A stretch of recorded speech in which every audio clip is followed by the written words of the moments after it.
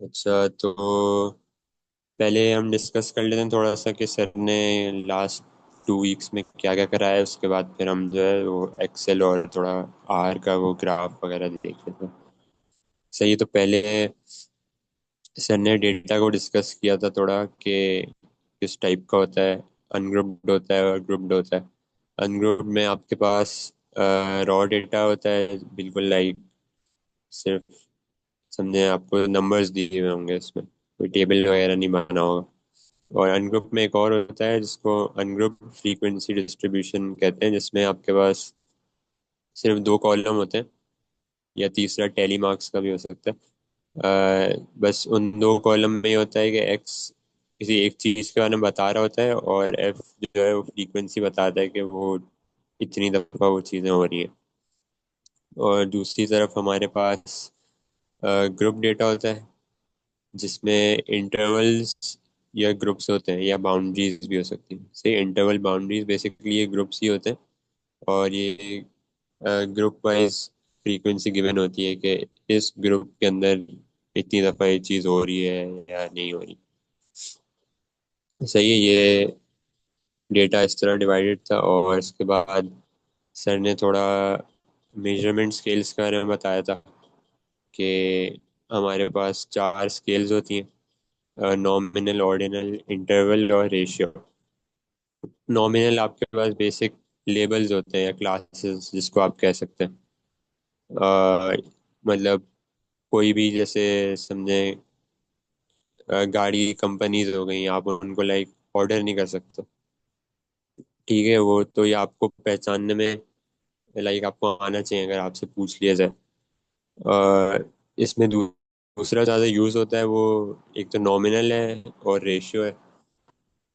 Ratio में हमारे पास basically सारी मेजरमेंट्स और नंबर्स वगैरह होते हैं, तो वो रेशियो में आ जाता है। उसके बाद सेकंड जो लिखा हुआ है ऑर्डिनल। ऑर्डिनल भी नॉमिनल की तरह ही होता है, लेकिन फ़र्क ये होता है कि आप उसको ऑर्डर में कर सकते हो। तो आप उनको ऑर्डर में लिख सकते हैं। नॉमिनल ऑर्डिनल का यही फ़र्क है। अब ऑर्डिनल में जैसे आ गया ग्रेड्स आ गया, जैसे ABCDEF, तो आप उनको ऑर्डर में लिख सकते हैं। फिर इंटरवल जो होते हैं, इंटरवल्स लाइक इंटरवल्स की फॉर्म में लिखे हुए होते हैं। और इसमें एक चीज़ सर ने बताई थी कि उसमें एब्सोल्यूट ज़ीरो जो है वो एग्जिस्ट नहीं करता है। जैसे सर ने एग्जांपल दी थी वो 0 डिग्री सेल्सियस और 0 फ़ारेनहाइट है, तो ये दोनों सेम नहीं होंगे कभी, क्योंकि इसमें यूनिट्स का फ़र्क आ रहा है। तो ये है कि इसमें एब्सोल्यूट ज़ीरो क्या कहते हैं नहीं होता है। इसके बाद सर ने थोड़ा सा ये बता दिया था कि अनग्रुप्ड अगर रॉ डेटा गिवन है तो उसको हम ग्रुप में कैसे कन्वर्ट करेंगे। तो ये कुछ फॉर्मूलाज थे। क्या कहते हैं, ये एम नंबर ऑफ क्लासेस और ये एच जो क्लास विड्थ है। तो क्विज में शायद ये फॉर्मूलाज प्रॉब्ली गिवन नहीं होंगे आपको, लेकिन मिड टर्म या फाइनल वगैरह में इस तरह की चीज़ें आपको प्रोवाइडेड होंगी, जो फॉर्मूला शीट होगी। तो लेकिन क्विज के लिए आपको ये प्रॉब्ली शायद याद ही करने पड़ेंगे। सही, इसमें ये देख लेते हैं कि इसमें ये एक और चीज़ याद रखिए कि लॉग का जो बेस है वो 10 है। तो अगर स्पेसिफाइड ना हो तो ये पता होना चाहिए कि लॉग बेस 10 यूज़ होता है। एन नंबर ऑब्जर्वेशन है, रेंज वो मिन माइनस मैक्स माइनस मिन जो भी आप करना चाहें। सही है। और इसमें एक और चीज़ ये है कि जो एच है वो आपका राउंड अप होता है हमेशा, और एम जो होता है वो आपका राउंड ऑफ होता है। सही। अब आपको इसमें वो रॉ डेटा गिवन होगा, आपको बेसिकली उसको कन्वर्ट करना होगा, और कन्वर्ट करने के बाद ये कुछ ऐसा लगेगा जो राइट पे बनाया हुआ है। इसमें एच और ये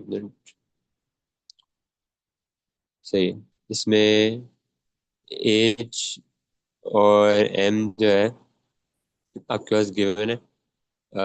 एम जो बेसिकली नंबर ऑफ क्लासेस है, जैसे आप देख सकते हैं कि ये 6 इंटरवल्स बने हुए हैं।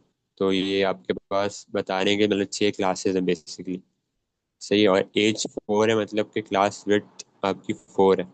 अब आप गिन भी सकते हैं कि इसमें जो इंटरवल्स के एंड पे जो नंबर्स लिखे हुए हैं वो आप उनको इंक्लूड करेंगे उसमें। एज की वैल्यू है, एज 4 है तो आप अगर गिनना शुरू करें 2 3 4 5, तो 2 और 5 दोनों जो है वो इंक्लूडेड है इसमें।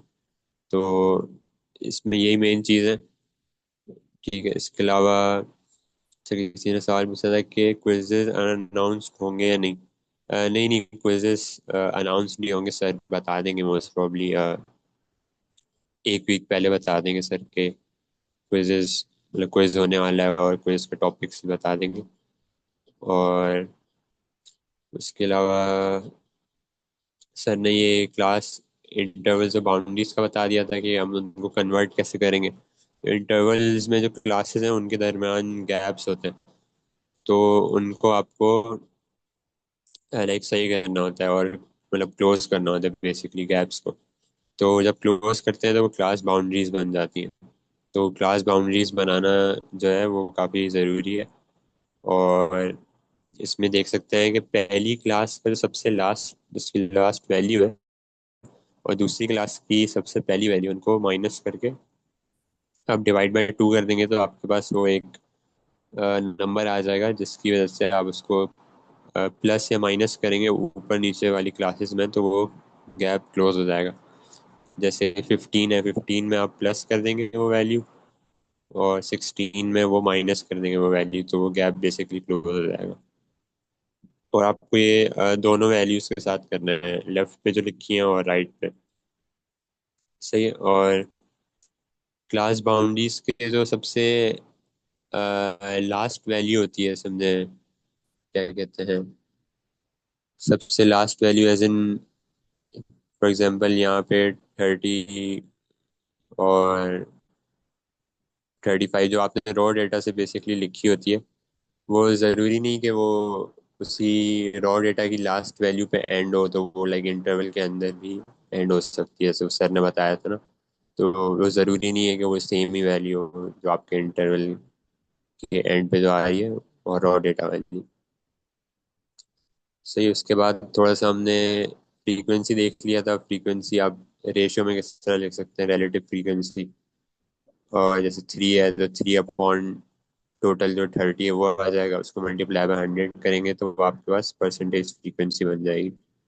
और हमने फिर सी एफ कर्व्स के बारे में देखा था कि यूजली जो सी एफ कर्व होता है वो डिफॉल्ट, अगर बोला है ना कि आप सी एफ कर्व बना दें, तो वो डिफॉल्ट जिसकी बात कर रहा होगा वो less than C F curve होगा। ठीक है, अगर वैसे मेंशन्ड अगर नहीं है तब। और अगर मेंशन्ड है तो फिर आपको तो वैसे ही वो भी करना पड़ेगा। सही है। तो less than C F curve curve में ये है कि आप समझे, जो 3 पहली वैल्यू आप उसको राइट पे ले आए, और इस तरह से जिगजैग बनाया हुआ है, आपको विजुलाइज करने में शायद आसानी हो। तो ये 3 मतलब +9 हो रहा है, 12 हो रहा है, फिर 12 8 के साथ प्लस हो रहा है, 20 हो रहा है, और 22 के साथ प्लस हो रहा है, तो ये 22 आ रहा है, और दोनों जो है सेम है, मतलब आपने सही किया। इसी तरह फिर more than C F curve होता है। इसमें उल्टा सीन हो रहा होता है कि आप जो फ्रीक्वेंसी जैसे 22 आ रही है, तो आप ये उल्टा शुरू करते हैं, तो आप 22 ऊपर लिख देंगे, और फिर यहाँ से आप माइनस कर जाएंगे, जैसे वहाँ उसमें प्लस कर रहे थे, इसमें माइनस करते जाएंगे। 22 - 3 19 है। 19 से फिर 9 माइनस करें, 10 आ रहा है, 10 से 8 माइनस करेंगे, 2 आ रहा है, 2 से 2 माइनस करेंगे, एंड में यहाँ पे 0 आ जाएगा, मतलब कि आपने इसको सही टैली किया है।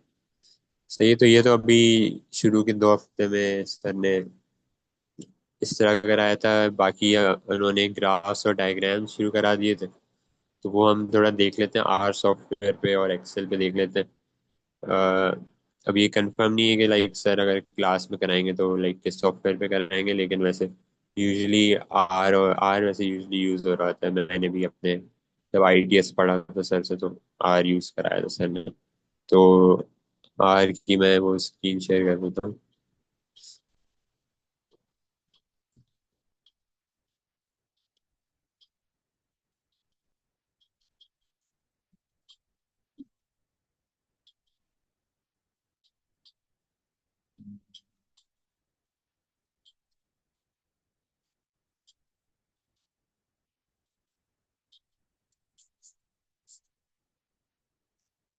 अच्छा, होपफुली स्क्रीन विजिबल होगी आर की। तो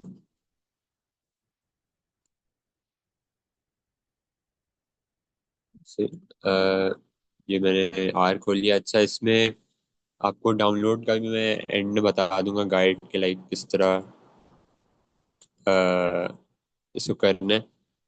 लेकिन फिलहाल आप जो जो भी सिंटेक्स लिखा है इसमें भी लाइक परेशान होने की बात नहीं है, क्योंकि ये आप जीपीटी से भी हेल्प ले सकते हैं सिंटेक्स की। बस आपको समझ आ जाना चाहिए कि लाइक इसमें हो क्या रहा है, आपको क्या थोड़ी चेंजेस करनी पड़ेंगी। सही है। ये पहली लाइन में इसको थोड़ा जूम भी कर देता हूँ।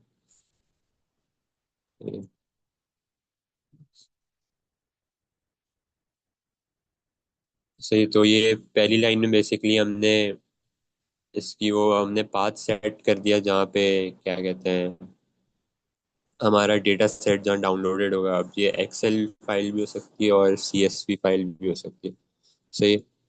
और इसके बाद मैंने एक्सेल वाली रीड कराया था, तो मुझे ये दो एक्स्ट्रा लाइनें लिखनी पड़ी थी कि वो एक्सेल के पैकेजेस इंस्टॉल कर लें और एक्सेल को रीड करना है उसका भी। और अगर सीएसवी होती यहाँ पे तो ये दो लाइनों की प्रॉब्लम ज़रूरत नहीं होती, और यहाँ एक्सेल की जगह डॉट सी एस भी आ जाता। सही है। तो ये एक फाइल थी एक्सेल की, मैंने बना ली थी, जिसपे मतलब प्रैक्टिस का नाम था practice dot XL S x. सही। अब यहाँ पे जो क्या कहते हैं, ये जैसे यहाँ लिखा हुआ है look at the first few rows. अब मैं हेड के अंदर जो पैरामीटर है माई डेटा दूँ। मैंने यहाँ माई डेटा में ये अपना ओपन कर लिया है, क्या कहते हैं, एक्सेल की फाइल। तो यहाँ अगर ये मैं रन करूँगा तो यहाँ पे एक मिनट में इसको ये कर लेते हैं।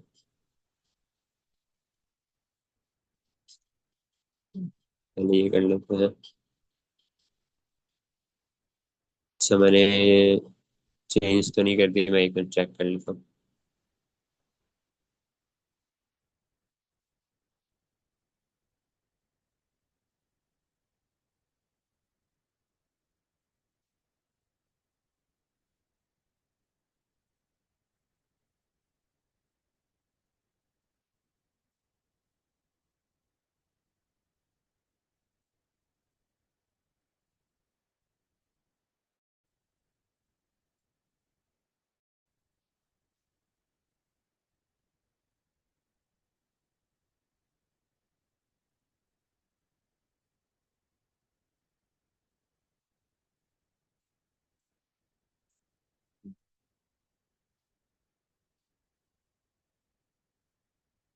इसको वापस ट्राई कर लेते हैं।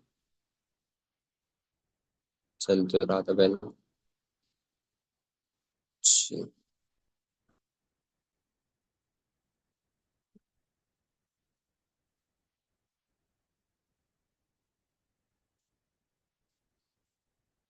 अच्छा, पता नहीं क्यों इसमें एरर आ रहा है वापस। हम्म,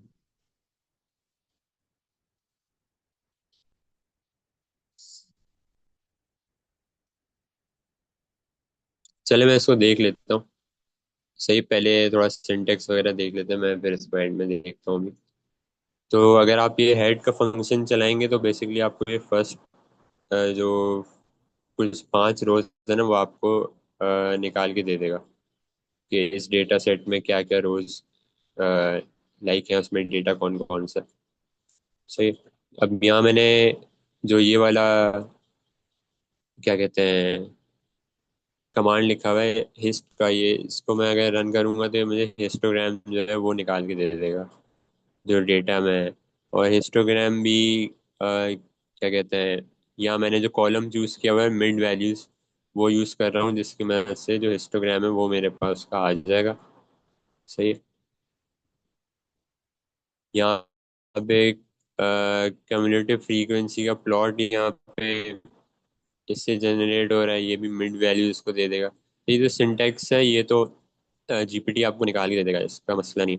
बस आपको ये देखना होता है कि आप किस कॉलम का वो निकाल रहे हैं, किस कॉलम पे आप डायग्राम अप्लाई कर रहे हैं या नहीं कर रहे हैं। और क्या उस कॉलम में कोई नम बोलो नल वैल्यूज है या नहीं है। तो वो चीज़ आपको ख्याल रखनी पड़ेंगी। सही है। यहाँ इसका बार प्लॉट का भी बना हुआ है और ये पाई चार्ट का भी बना हुआ है। ये मैं एक दफ़ा फिर से देख लेता हूँ कि ये एरर क्यों आ रहा है।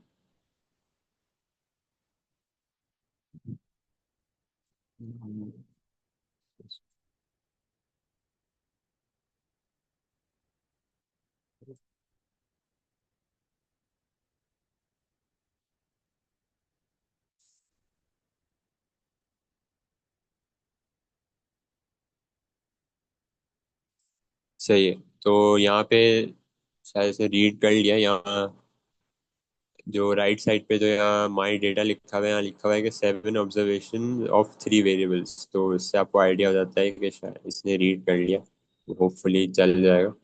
मैं ये हेड वाली कमांड चलाऊंगा तो हाँ, तो जैसे आप यहाँ देख सकते हैं कि ये बता रहा है कि क्लास बाउंड्रीज का एक कॉलम है और ये वैल्यूज है इसमें। सही, मेरे एक्सेल फाइल में मिड वैल्यू का एक कॉलम है, ये वैल्यूज है। और फ्रीक्वेंसी का एक कॉलम है और ये वैल्यूज है। सही। तो इसके बाद ये एक लाइन रन करनी थी।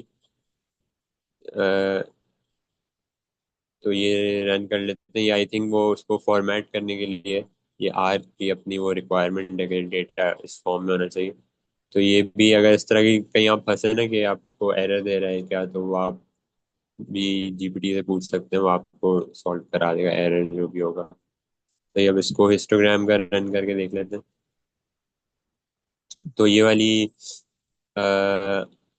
कमांड हमने रन की है तो आप देख सकते हैं राइट पे के उसने हिस्टोग्राम बना के दे दिया है। सही है। उसमें सारे बार्स जो हैं वो एक साथ जुड़े हुए हैं और इसमें अगर आप ऐसी कमांड चाहते हैं कि उसमें आपके पास बार्स के ऊपर वैल्यूज भी लिखी हैं या थोड़ा आप उसको कस्टमाइज करना चाहते हैं तो वो भी आप यहाँ पे सिंटैक्स को चेंज करके आप कर सकते हैं। सही। उसके अलावा हमारे पास ये वाला देख लेता हूँ, ये शायद दूसरा है। हाँ, अब ये वाला हिस्टोग्राम है। ये अब ये कमांड है, से आपको फ्रीक्वेंसी कर्व भी उसके साथ मिल रहा है। तो यहाँ वाई एक्सिस पे से अभी डेंसिटी लिखा हुआ है लेकिन आप इसको भी चेंज करके कुछ कर सकते हैं, दूसरी चीज़ें लगा सकते हैं डिपेंडिंग के आपके कॉलम में क्या है, रिक्वायरमेंट क्या है। तो जी जी, मैं रिकॉर्डिंग तो आपको शेयर कर दूंगा इसके बाद। सही है। अब हम अगर क्यूमुलेटिव फ्रीक्वेंसी का चेक करें तो उसमें हमारे पास ऐसा कर्व बन रहा है। तो ये भी वो आपको बना के दे रहा है। इसमें भी कस्टमाइजेशन आप खुद से कर सकते हैं अपने हिसाब से। तो इसको और दूसरी बात ये है कि ओ गिव कर्व भी बोलते हैं। जो सी एफ कर्व होता है हमारे पास, तो इसका दूसरा नाम होता है ओ गिव कर्व। सही। और एक और हम यहाँ रन कर लेते हैं बार प्लॉट की कमांड। तो बार प्लॉट में जो बेसिकली बार ग्राफ होता है उसमें आपके पास क्या कहते हैं बीच में जो बंद नहीं होता, लाइक स्पेसेस होती हैं जो बार्स है ना उनके दरमियान स्पेसेस होती हैं। तो इससे आपको आइडिया हो जाता है कि ये बार ग्राफ का हिस्टोग्राम नहीं है। तो ये बेसिकली सिमिलर ही है, बस हिस्टोग्राम के बस में स्पेसेस वगैरह नहीं है। सही है। और एक और देख लेते हैं, पाई चार्ट देख लेते हैं। इसमें भी पाई चार्ट बना दिया इसने। सही है। और यहाँ जो माई डेटा के साथ जो चीज़ जैसे यहाँ लिखी हुई है ये बेसिकली बता रही है कि पाई चार्ट के अंदर किस चीज़ का डेटा हम स्प्रेड आउट कर रहे हैं। तो यहाँ जैसे क्लास बाउंड्री है, क्लास बाउंड्री का मैंने सेलेक्ट किया हुआ है कि आप इस कैटेगरी को मद्देनजर रखते हुए इसको लाइक पाई चार्ट पे स्प्रेड आउट करें। तो अच्छा, क्लास बाउंड्री के जो कॉलम नेम है एक्सेल शीट में उसमें मेरे पास यहाँ स्पेस थी जैसे यहाँ पे है ना। तो इस वजह से मुझे इसको ये स्पीच मार्क्स के अंदर लिखना पड़ा था।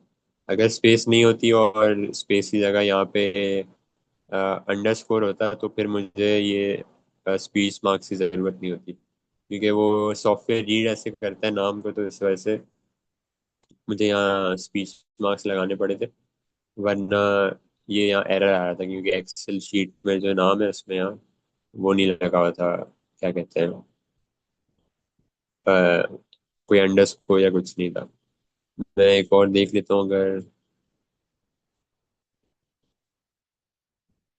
ये, अगर आपके पास अगर एरर आ रहा हो तो फिर आप इसी तरह सेम तरीके से कर लीजिएगा कि आप लाइक स्पीच मार्क्स लगा दीजिएगा सही कॉलम नेम के साथ।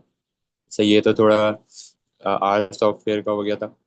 सही है, अब मैं थोड़ा एक्सेल का भी दिखा देता हूँ, ग्राफ प्लॉटिंग वगैरह। एक मिनट।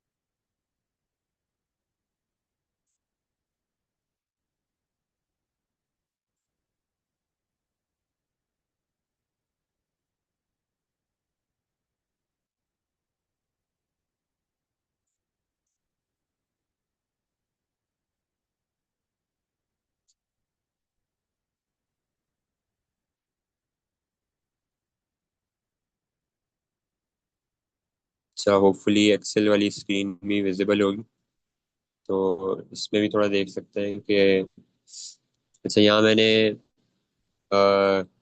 थोड़ा सा डेटा डाला हुआ है, वही सेम ही है। क्लास बाउंड्रीज का एक कॉलम है, मिड वैल्यूज का एक कॉलम है, फ्रीक्वेंसी एक का एक कॉलम है। अच्छा, वैसे एक्सेल में काफ़ी तरीके हैं ग्राफ्स को लाइक लाने के लिए। तो वैसे इसमें यहाँ पे डेटा के थ्रू भी यहाँ एक वो है, यहाँ राइट साइड पे टॉप राइट पे देख सकते हैं, यहाँ एक डेटा एनालिसिस का वो आ रहा है। तो आई डोंट नो ऐसे सर कौन सा यूज़ करेंगे क्लास में, तो आप फिर अगर सर कुछ कह रहे होंगे यही रिक्वायरमेंट, तो आप तो वो यूज़ कर लीजिएगा। लेकिन एक ये डेटा एनालिसिस का होता है, इसका ही मैं तरीका से बता दूंगा आपको कि किस तरह करना होता है। लेकिन उसके अलावा अगर हम यहाँ पे आए, क्या कहते हैं, होम पे आए, तो यहाँ पे टॉप राइट पे एक ऑप्शन बना हुआ है एनालाइज डेटा का। तो इसको क्लिक करेंगे तो वो लाइक खुद ही रीड कर लेता है कि आपके पास कौन कौन सा डेटा है और उस पर कौन कौन से जो है ग्राफ्स अप्लाई हो सकते हैं।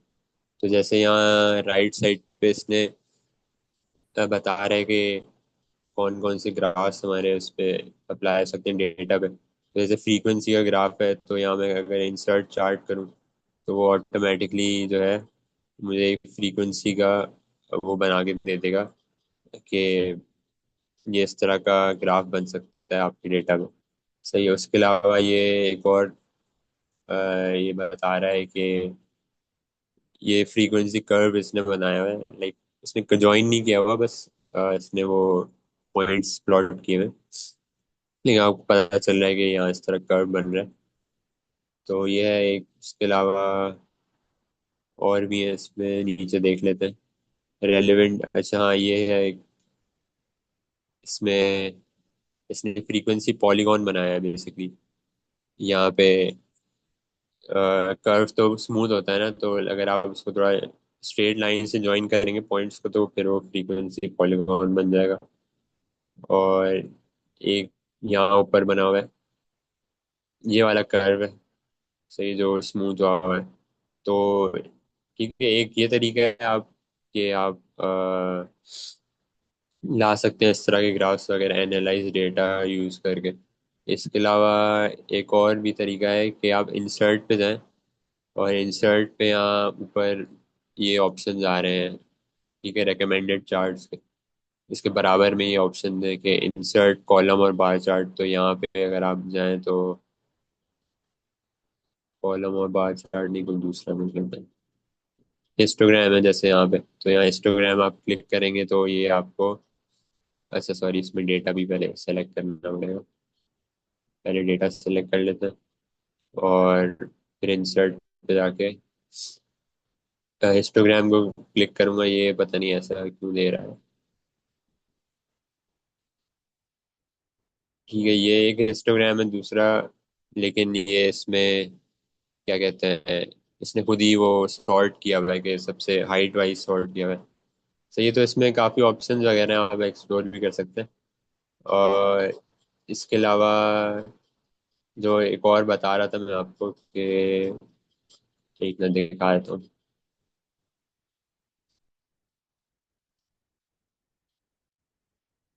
हाँ, ये डेटा में जाके यहाँ टॉप राइट पे अगर डेटा एनालिसिस आपका नहीं आ रहा, तो इसको भी ओपन करके दिखा देता हूँ कि यहाँ डेटा एनालिसिस में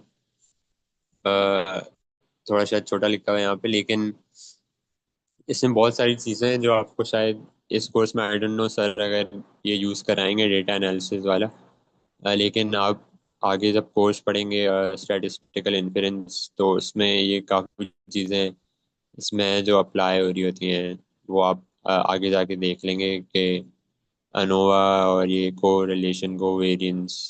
सही है, तो ये आगे जाके पढ़ेंगे, टी टेस्ट और जी टेस्ट। सही है, तो उसके अलावा इस डेटा एनालिसिस से एक और चीज़ भी है, डिस्क्रिप्टिव स्टैटिस्टिक्स। तो ये भी मैं इस पे आपको करके दिखा देता हूँ।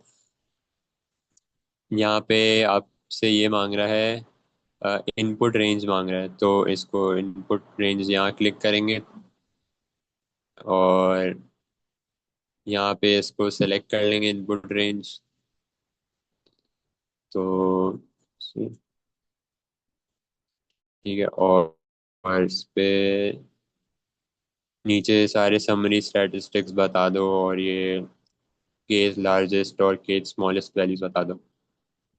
इन चीज़ों को सेलेक्ट करके अगर मैं ओके करूँ तो, अच्छा नॉन न्यूमेरिक, सही सही, एक इसको इस तरह करना पड़ेगा। इसमें वो क्लास बाउंड्रीज मतलब ले नहीं रहा, तो इस वजह से वो वाला कॉलम में एक्सक्लूड कर रहा हूँ। देख लेते हैं अब। सही, तो इसे नई शीट में ये पूरा डेटा दे दिया है। इसमें थोड़ा डिस्क्राइब भी कर देता हूँ। ठीक है, कॉलम वन और कॉलम टू का इस तरह आपके पास इसने डेटा निकाल के दे दिया है कि मीन ये है, स्टैंडर्ड एरर ये है, मीडियन ये है, मोड, स्टैंडर्ड डेविएशन, ये चीज़ें। स्टैंडर्ड डेविएशन और सैंपल वेरिएंस आप आगे पढ़ेंगे, अगर आपने लाइक ए लेवल्स या इंटर में पढ़ा है तो आपको थोड़ा आइडिया होगा इन चीज़ों का। ये एस डी और वेरिएंस क्या होता है, फिर यहाँ इसने लार्जेस्ट स्मॉलेस्ट वैल्यू, सम, मिन, मैक्स, रेंज। तो इस तरह की काफ़ी चीज़ें हैं एक्सेल में भी जो आप लाइक यूज़ कर सकते हैं। और लाइक सिर्फ इस कोर्स के लिमिट्स में ही नहीं, वैसे भी अगर आप आगे फील्ड जाना चाह रहे हैं, जैसे डेटा की फील्ड में जाना चाह रहे हैं, डेटा एनालिसिस या डेटा साइंस, तो ये चीज़ें काफ़ी हेल्प करती हैं। और यही है अभी, देखते हैं सर क्या मतलब आप उसको करने को बोलेंगे, शायद असाइनमेंट में भी आपको कहें कि आप इस तरह के टूल्स यूज़ करें। तो बाकी ये डेटा एनालिसिस का मैं बता देता हूँ वैसे, आई डोंट नो ये अभी सर यूज़ कराएंगे या नहीं, लेकिन ये होता डाउनलोड इस तरह है कि आप फाइल में गए और फाइल में जाके आप फिर जाएंगे ऑप्शंस में जाएंगे। सही, ऑप्शंस में जाने के बाद आपके पास ये विंडो ओपन हो जाएगी।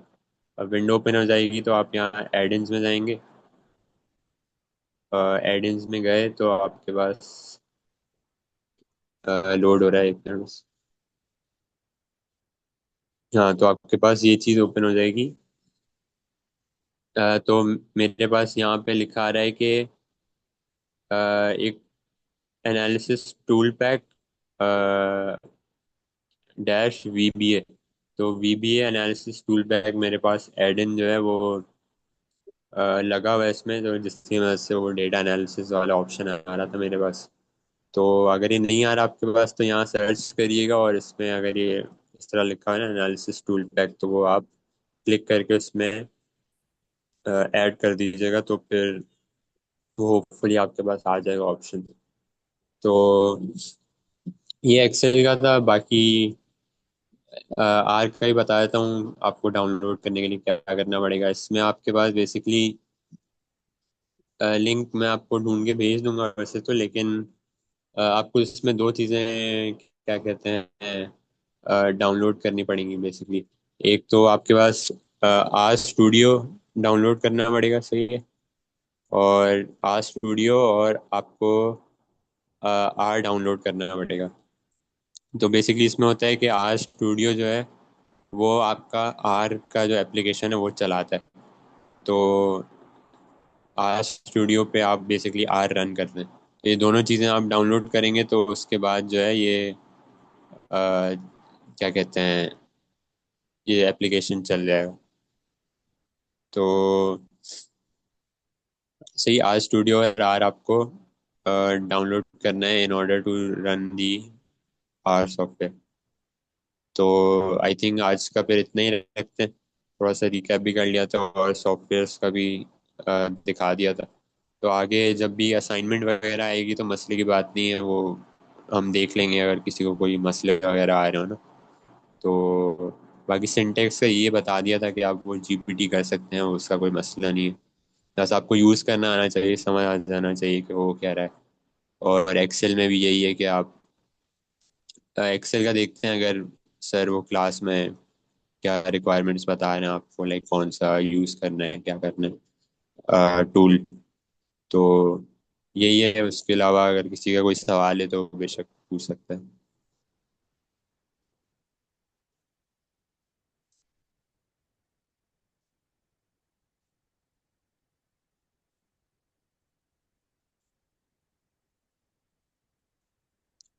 नहीं नहीं, ये तो मैंने लाइक इसको बनाना नहीं है, ये सिर्फ मैंने आपको सैम्पल चीज़ें वगैरह दिखाई है कि लाइक ओवरव्यू दिया है कि ये टूल्स के बारे में कि इस तरह काम करते हैं और इस तरह आउटपुट वगैरह आते हैं इसके। तो ये आपको जब शायद असाइनमेंट मिले तो तब आपको शायद ये टूल्स वगैरह यूज़ करने पड़े, या सर शायद आपको क्लास में ही थोड़ा सा बता दें कि किसी डेटा सेट के साथ कि आप लोग लैपटॉप्स वगैरह ले आए तो उसमें थोड़ा सा हैंड्स ऑन एक्सपीरियंस दे देंगे। तो ये सिर्फ थोड़ा आइडिया ओवरव्यू देने के लिए था कि ये इस तरह होता है, और लाइक मुश्किल नहीं है वैसे, है आसानी चीज़ें। तो ये सिर्फ आइडिया देने के लिए मैं आपको बता रहा हूँ चीज़ें। वालेकुम अस्सलाम। हाँ भैया, क्या हाल चाल है? कल सुबह आओगे? तो क्यों? अगर कोई सवाल वगैरह हो तो ज़रूर बताइए, फिर वरना इस मीटिंग को भी एंड करते हैं। कल सुबह आओगे? चलो ठीक है, वैसे मेरा रात को उस तरफ आना है। अच्छा, will this also be assessed in later weeks? Assessed का तो मुझे नहीं लगता कि एज इन क्विजेज वगैरह में होगा, लेकिन सर आई थिंक असाइनमेंट में आपको बस वो बोलेंगे कि आप ये टूल्स वगैरह यूज़ कर रहे हैं। तो असाइनमेंट देखते हैं, अभी तो आई थिंक थोड़ा टाइम है जब सर असाइनमेंट देंगे। तो तब तक आप लोग थोड़ा इसको टेस्ट आउट भी कर सकते हैं इन चीज़ों को खुद से भी। तो हाँ, मोस्ट प्रोबेबली शायद असाइनमेंट में ही सर आपको बोलेंगे इन टूल्स वगैरह को यूज़ करें।